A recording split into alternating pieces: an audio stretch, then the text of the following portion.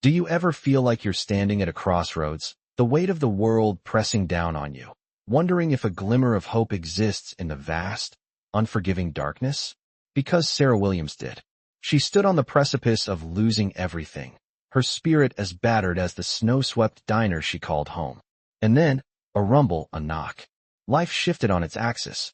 Sarah's story, like the best love songs, is a testament to the healing power of human connection, a reminder that even in the fiercest storms, kindness can bloom. If you're seeking a little warmth in your life today, lean in, because this story might just be the comfort you've been looking for. Sarah continued to stare at Marcus, a wave of unease washing over her.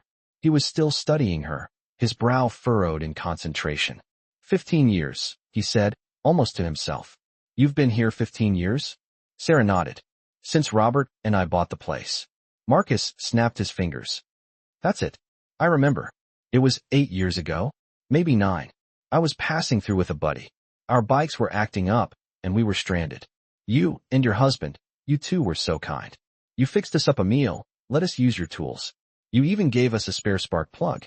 He paused, a look of dawning realization on his face. You're the Midnight Haven lady. We called you the Angel of Highway 70. Sarah felt a blush creep up her neck. Angel? Her? It was a far cry from the struggling, despairing woman she felt like now. I just did what anyone would do, she mumbled. No, you didn't, Marcus insisted. Most folks would have slammed the door in our faces. We weren't exactly looking our best, if you catch my drift. But you treated us like human beings. My buddy, he was going through a rough patch. Lost his job, his wife left him. He was ready to give up. But you too. You gave him a reason to keep going. A hush fell over the diner as the other bikers listened to Marcus's story.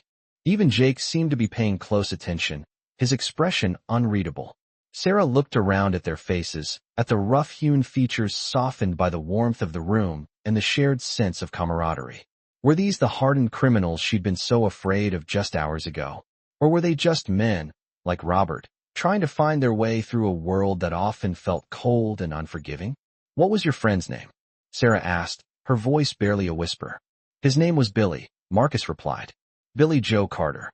Sarah gasped. Billy Joe? He came back a few years later. Said he'd gotten his life back on track. He brought us a Christmas card every year until... Her voice trailed off, the memory sharp and bittersweet. Billy Joe had died in a motorcycle accident 2 years ago, a month after Robert. See, Marcus said, his voice gentle. You made a difference, Sarah. You probably saved his life. And who knows how many others you've helped along the way. Sarah was silent, the weight of Marcus's words settling on her like a warm blanket. She had never thought of it that way, never considered the cumulative effect of her small acts of kindness. She and Robert had just tried to be decent people, to offer a haven to those who needed it. They hadn't set out to be angels or beacons of hope. They'd just been themselves. Jake cleared his throat, breaking the silence. Okay, enough reminiscing. We still have a problem to solve. Sarah needs $15,000, and we need to figure out how to get it for her. Pete chuckled. Easy peasy. We just rob a bank. Jake shot him a look that could curdle milk. We are not robbing a bank. We're going to do this the right way. And what's the right way, boss? Pete asked. Last time I checked, none of us were exactly rolling in dough. Jake didn't answer, his gaze fixed on Sarah. An idea was forming in his mind, a plan that was both audacious and, if he was being honest, a little bit crazy. But he knew it was their only shot. Sarah, he said, his voice serious. Do you still have that CB radio working? Sarah nodded, pointing to the dusty unit in the corner. It works, but I haven't used it in ages. Nobody really uses CBs anymore. Tonight, we're going to, Jake said. We're going to use it to call in a few favors. He turned to the other bikers. All right, listen up. I need everyone to spread the word. Tell every trucker, every biker, every good Samaritan you know. Tell them about Sarah and the Midnight Haven. Tell them she needs our help. Tell them to donate whatever they can. Every dollar counts. The bikers nodded, their faces grim but determined. They knew what Jake was asking them to do, knew the kind of network he was about to tap into. They were about to unleash the power of the road, the silent, interconnected community of travelers who looked out for each other, no matter what. Jake turned back to Sarah, his eyes full of a fierce determination. We're going to do this, Sarah. We're going to save this diner. You just have to trust us. Sarah looked at him, at the man who just hours ago had seemed so intimidating, so dangerous. Now, she saw something else, a fierce loyalty, a deep sense of honor, and an unwavering commitment to helping someone in need. She saw a man who, despite his rough exterior, had a heart of gold. I trust you, she said, her voice stronger than it had been in months. I really do. And as Jake picked up the microphone of the CB radio, Sarah felt a surge of hope, a feeling so powerful it almost brought her to her knees. The storm was still raging outside, the wind still howling like a banshee, but inside the midnight haven, a different kind of storm was brewing, a storm of kindness, of generosity, and of unwavering human connection. A storm that just might be strong enough to save them all. As the needle jumped on the CB radio, crackling to life after years of silence, Jake took a deep breath. Breaker, Breaker, 19, he announced, his voice clear and resonant. This is Jake Morrison, Thunder Ridge chapter, calling out to all truckers, all bikers, all good Samaritans on Highway 70 and beyond. I have a situation here at the Midnight Haven Diner. We need your help. He paused, letting his words sink in. There's a woman here, Sarah Williams, who's about to lose everything. She's been running this diner for 15 years, helping travelers, feeding the hungry, and giving shelter to those in need.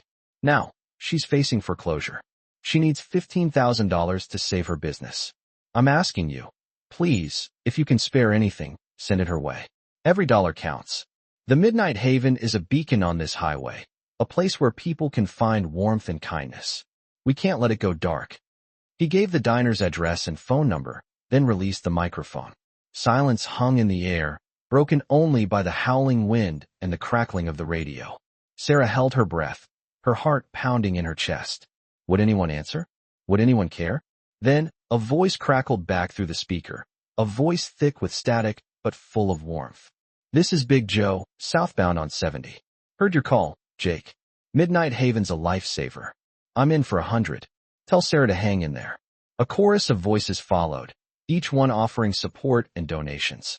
Truckers from across the country pledged money, bikers offered to ride in and help, and even ordinary drivers chimed in to offer their support. This is Mama Bear, heading to Denver. I've been stopping at the Midnight Haven for years. Sarah's like a daughter to me. I'm sending her 500. This is Roadrunner, out of Albuquerque. I remember when my rig broke down outside the diner. Sarah and her husband fixed me up good as new. I'm good for 200. The donations poured in, filling the silence with a symphony of generosity. Sarah watched in amazement as the bikers wrote down the pledges, their faces alight with excitement. Jake kept the CB radio open, relaying messages and thanking everyone for their support. By midnight, the pledges had already reached $5,000, an amount that seemed impossible just hours ago. But the night was far from over. The storm continued to rage, but inside the Midnight Haven, a different kind of force was at work, the power of human kindness, amplified by the invisible network of the road. As the hours passed, the donations kept coming, each one a testament to Sarah's unwavering generosity and the enduring spirit of the open road. Strangers became friends, connected by a shared sense of purpose and a desire to help someone in need. The Midnight Haven had always been a beacon of hope, but tonight, it was something more, a symbol of the enduring power of human connection, a reminder that even in the darkest of times, kindness can light the way. The storm outside raged on, but inside the Midnight Haven diner, something remarkable was happening. Fueled by Jake's call over the CB radio, a wave of generosity washed over the diner. The small, flickering lights seemed to grow brighter with each new pledge. Truckers, bikers, and even families stranded by the storm, everyone contributed what they could. One offered a spare tire, another a tank full of gas, but most offered cash. Small bills, crumpled and worn, piled up on the counter, each one a testament to the lives Sarah had touched over the years. As the night wore on, Sarah sat with Jake and the bikers, listening to the stories that poured in over the radio. Each voice, crackling with static and emotion, shared a memory of Sarah's kindness, a moment of respite offered in the heart of a long journey. Some remembered Robert's warm smile and hearty laugh. Others recalled Sarah's comforting words during a difficult time.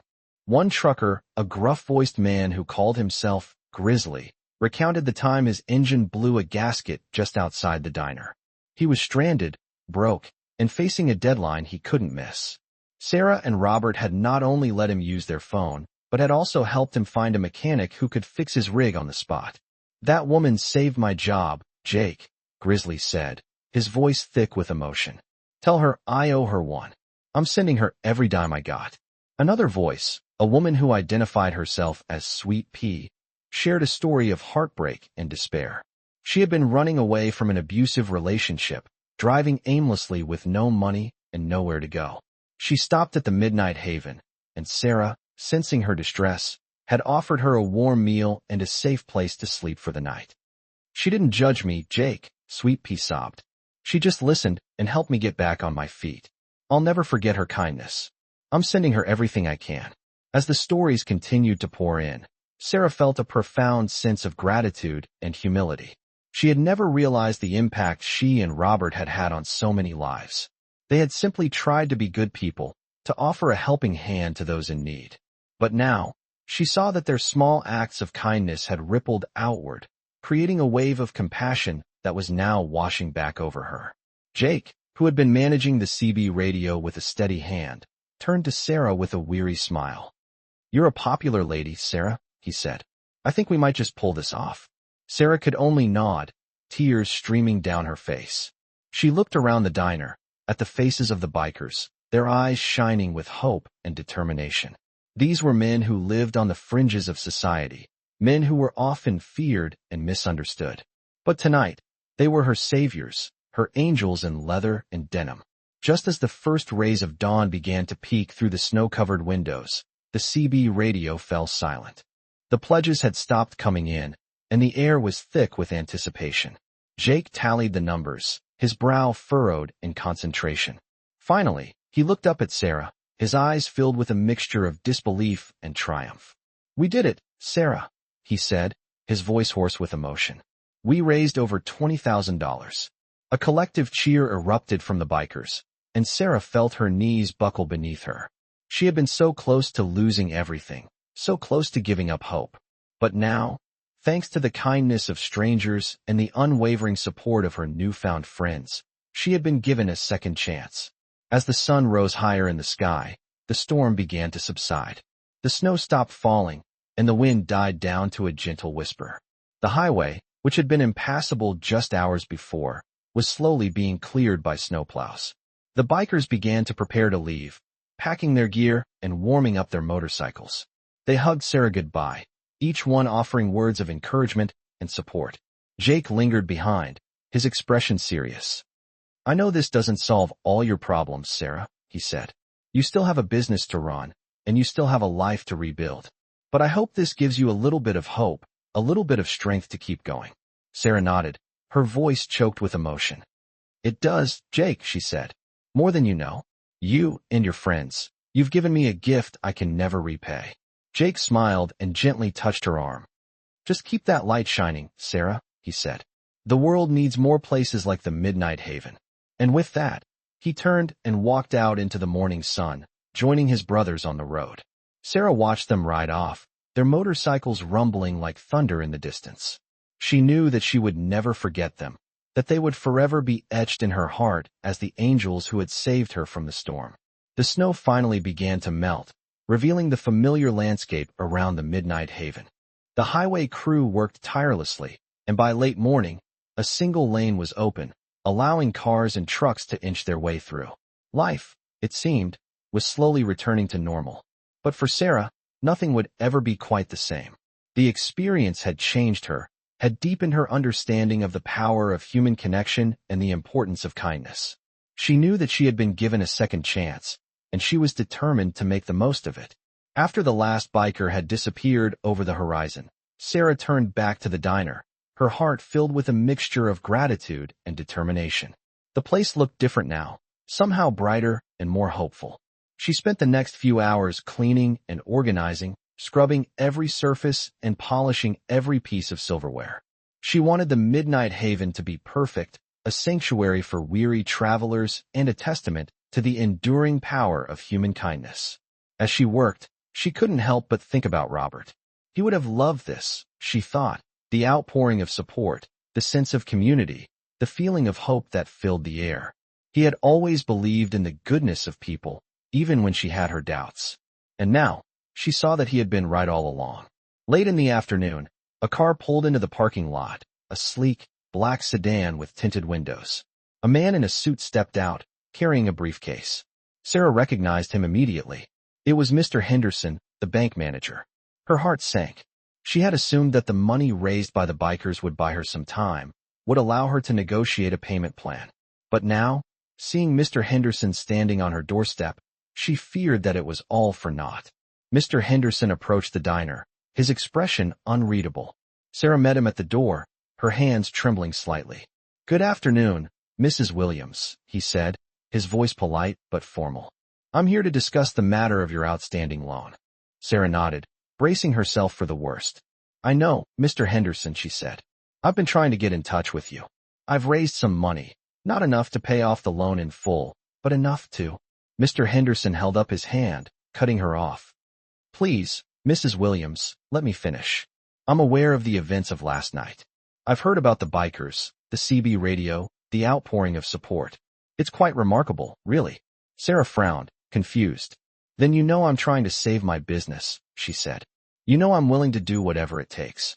Mr. Henderson smiled, a genuine, heartfelt smile that transformed his face. "I do, Mrs. Williams," he said. "And that's why I'm here. I'm here to tell you that the bank has decided to forgive your debt." Sarah stared at him, her mind reeling. "Forgive my debt," she repeated, her voice barely a whisper. "But how is that possible?" Mr. Henderson chuckled. "Let's just say that some very influential people have taken an interest in your case. People who believe in the importance of community, people who appreciate the value of kindness. They've convinced the bank to give you a second chance." He opened his briefcase and handed Sarah a document. "This is a letter from the bank, officially forgiving your debt and releasing you from all further obligations. You are free and clear, Mrs. Williams. The Midnight Haven is yours." Sarah took the letter, her hands shaking uncontrollably. She scanned the document, her eyes filling with tears. It was real. It was actually happening. She was free. I don't know what to say," she stammered, her voice choked with emotion. "Thank you, Mr. Henderson. Thank you to the bank. Thank you to everyone who helped me." Mr. Henderson smiled again. "You're welcome, Mrs. Williams," he said. "Just keep doing what you're doing. Keep that light shining. The world needs more people like you." And with that, he turned and walked back to his car, leaving Sarah standing on her doorstep, bathed in the warm glow of the afternoon sun. She clutched the letter to her chest, her heart overflowing with gratitude and joy. She had been given a second chance, a new beginning. And she knew, with absolute certainty, that she would make the most of it.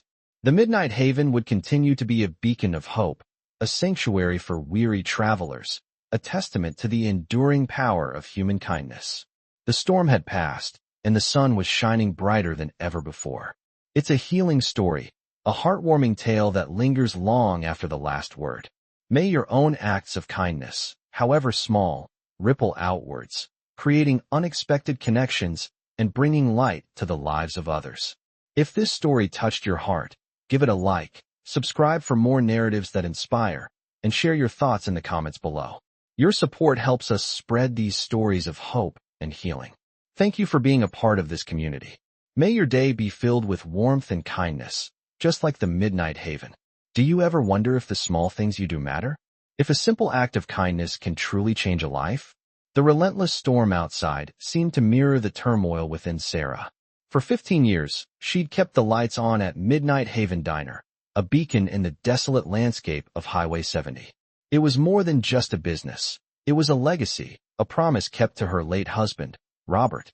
He'd always believed in the power of a warm meal and a listening ear, and Sarah had dedicated herself to upholding that belief. But lately, doubt had crept in, whispering insidious questions in the quiet hours after closing. Was she truly making a difference? Or was she just serving coffee and pie to faces that blurred into a monotonous stream? The howling wind seemed to mock her uncertainty, rattling the windows as if demanding an answer. Tonight, the diner was filled with the rumble of more than just thunder. A group of bikers, stranded by the storm, sought refuge within its familiar walls. Sarah recognized Jake Morrison, the leader, a man with eyes that held both a steely resolve and a surprising gentleness. She'd seen his kind before, men who lived on the fringes, yet possessed a fierce loyalty and a code all their own. As she poured steaming mugs of coffee, she overheard snippets of their conversation, tales of freedom, hardship, and a deep, abiding sense of brotherhood. They were outlaws, rebels, but beneath the leather and tattoos, Sarah sensed a vulnerability, a yearning for connection that resonated with her own quiet loneliness. One of the bikers, a hulking figure with a face etched with the battles of life, approached the counter. "You're Sarah, right?" he asked, his voice surprisingly soft. She nodded, surprised. "Name's Marcus. Just wanted to say thanks. This place, it's a lifesaver." Sarah shrugged, dismissing his gratitude. "Just doing my job," she replied, but the warmth in his eyes told her that it was more than that. As the night wore on, the storm intensified, trapping the bikers within the diner's comforting embrace.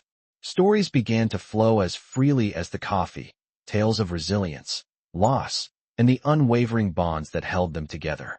Sarah listened, captivated, as these hardened men revealed their vulnerabilities, their hopes, and their dreams. Then, a hush fell over the diner.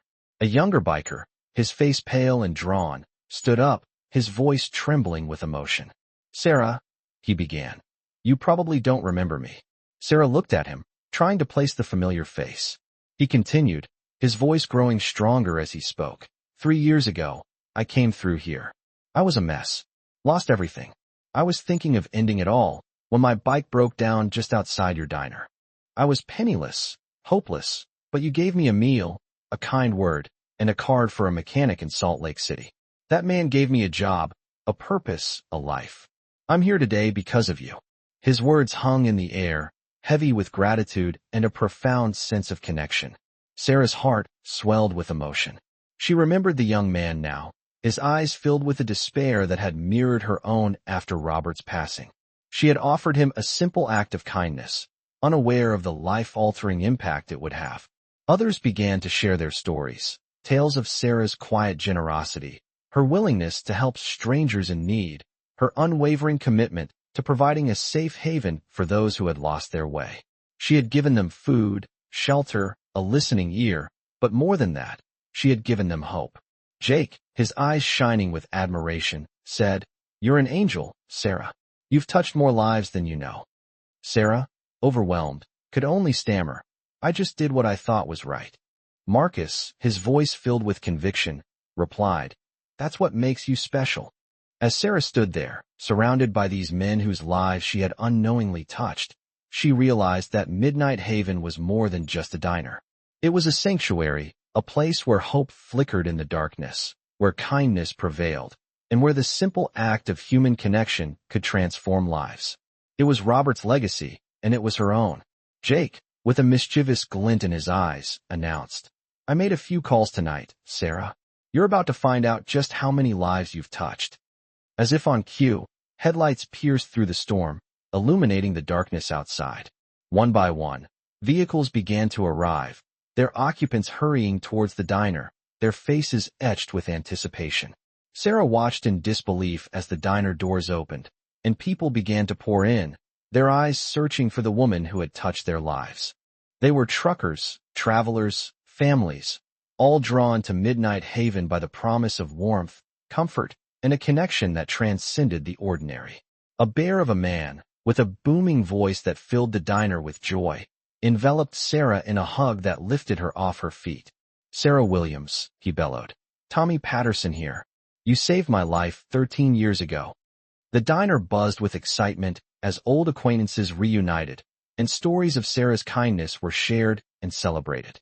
She had unknowingly created a community, a network of individuals bound together by gratitude and respect. By dawn, Midnight Haven was transformed into a scene out of a movie. The parking lot was overflowing with motorcycles, gleaming chrome reflecting the rising sun. Men and women in leather jackets, their faces weathered by the road, milled around, sharing stories and laughter. Sarah learned that these were Hell's Angels, members of various chapters from across the western United States, drawn together by their loyalty to one woman. She recognized patches from Oakland, Denver, Phoenix, Salt Lake City, a mosaic of brotherhood and camaraderie. They had come to honor Sarah, to repay the kindness she had shown them over the years. Angel of Highway 70 isn't just a trucker legend. Jake explained. Bikers know that name too. A massive man, with Oakland emblazoned on his back, approached Sarah, his voice surprisingly gentle. 23 years ago, he said, you found me passed out in your parking lot, hypothermic. You saved my life. I'm Big Mike Hendress, president of the Oakland chapter, and I owe you everything. The stories poured forth, each one a testament to Sarah's unwavering compassion. She had offered them refuge from the storm, a warm meal when they were hungry, a listening ear when they were lost. She had unknowingly become their guardian angel, a beacon of hope in a world often shrouded in darkness. Jake, his eyes filled with purpose, presented Sarah with a thick envelope. $68,000, he announced to the crowd. Cash from every chapter represented here. Sarah, overwhelmed, tried to refuse, but Big Mike stopped her. This money comes with conditions, he said, his voice firm but kind. You keep this place running. You keep being the angel you've always been. Jake then unfurled an architect's drawing, revealing plans for an expanded diner, complete with a biker lounge, secure parking, and maintenance facilities. Midnight Haven Biker Haven, he declared, official rest stop for every Hells Angels chapter from California to Colorado. We'll guarantee regular business, provide security, handle maintenance. A grizzled veteran from Phoenix stepped forward. We're also setting up a protection detail, he said. Nobody messes with this place, or you ever. You're under Hells Angels protection now. The CB radio crackled to life, interrupting the festivities. Breaker 1 to 9. This is Road Dogg calling for the Angel. We got 40 bikes rolling your way from Utah. Sarah, her voice trembling with emotion, picked up the microphone. Road Dogg, this is Midnight Haven. Angel heard through the grapevine you were in trouble. Salt Lake chapter is rolling hot to help out. We ain't letting anything happen to our guardian angel. A cheer erupted from the diner, a symphony of gratitude and unwavering loyalty. Jake handed Sarah one final envelope, his eyes filled with emotion. This is from Tommy Patterson, he said. He's a prospect with our Denver chapter now. Used to be a trucker till you saved his life. Inside was Tommy's old business card, along with a note. 13 years I carried this. Time to bring it home, where it belongs. Thank you for giving me a second chance at life. As the chapter presidents discussed the logistics of the expanded operation, Sarah wandered outside, gazing at the sea of motorcycles, a symbol of brotherhood and unwavering support. Jake, his bike loaded and ready, approached her, his eyes shining with admiration. You know what the best part of all this is? He asked. Last night, you didn't see Hell's Angels or outlaws. You just saw 15 men who needed help, and you opened your door. That's what started this. He climbed onto his Harley, the engine rumbling with power. Keep the light on, Angel. And don't worry, you've got the most powerful protection in America watching over this place. As the Thunder Ridge chapter rode out, Sarah felt Robert's presence beside her, his spirit watching over her. She could almost hear his voice, a gentle whisper in the wind. I told you this place would be special, baby. I just never imagined it would become the heart of something this big. 6 months later, Midnight Haven Biker Haven was featured in Easy Riders magazine as the most important Hells Angels gathering spot west of the Mississippi. The parking lot was expanded, the security was legendary, and the diner was always bustling with activity. Sarah didn't need the magazine recognition to know what she'd accomplished. Every day brought new faces, new stories, and a renewed sense of purpose. The CB radio crackled constantly with bikers calling in. How's our angel doing tonight? Sarah always answered with warmth and affection. The lights are on, the coffee's hot, and the road's always open for family. Midnight Haven had become the unofficial headquarters of Western Hells Angels hospitality, a testament to the power of kindness and the unwavering bonds of brotherhood. And Sarah? She found a love she thought was lost forever when Jake returned one day. No words were needed. The love that grew between them was as natural and inevitable as the sunrise over the mountains, a quiet understanding that bloomed amidst the roar of engines and the scent of leather. Years passed, and Midnight Haven remained a beacon, a testament to the enduring power of human connection and the transformative impact of a simple act of kindness. The light would always guide them home. Thank you for letting us share this story with you. We hope it brought a touch of healing to your day. If you enjoyed this tale of love, loyalty, and the unexpected connections that bind us together, please consider liking and subscribing. Your support allows us to continue sharing stories that celebrate the beauty and resilience of the human spirit. May your own journey be filled with light and kindness, and may you always find your way home.